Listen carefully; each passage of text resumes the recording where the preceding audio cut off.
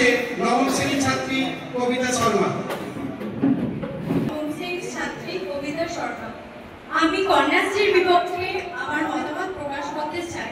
প্রথমে এখানে উপস্থিত শিক্ষক শিক্ষিকা অভিভাবকদের আমার যথাযথ সম্মান ও আমার ছোট ছোট ভাই বোনেদের ভালোবাসা জানিয়ে আমি আমার বক্তব্য শুরু করছি।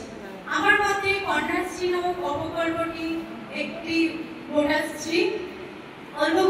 বর্তমানে অল্প বয়সে মেয়েরা ব্যাংকের মাধ্যমে টাকা পেয়ে মোবাইল কিনছে, সাজগোজের জিনিস কিনছে, অর্থাৎ তারা নিজের পায়ে দাঁড়ানোর চাইতে সাজগোজকে বেশি গুরুত্ব দিচ্ছে। আমি মেয়ে হয়ে এগুলো বলতে বাধ্য হচ্ছি। সুতরাং এই সরকার আজ পর্যন্ত যা পরিকল্পনা করেছে সবই ভোট পাওয়ার জন্য। এই সরকার ভোটের বাইরে কিছুই দেখতে পায় না। কন্যাশ্রীও চায়, ভোট যেখানে পরিকল্পনাও সেখানে, তার সঙ্গে স্ত্রী নামক মন্ত্র যোগ করে দেয়।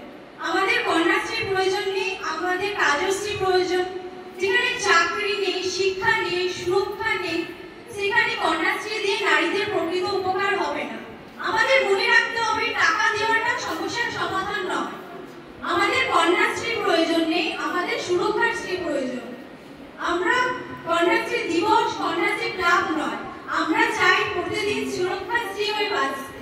সর্বশেষে যেটা বলতে চাই, কন্যাশ্রী টাকা দিয়ে নারীদের সুরক্ষার ব্যবস্থা বা কাজের নিশ্চয়তা করলে ভালো হয়।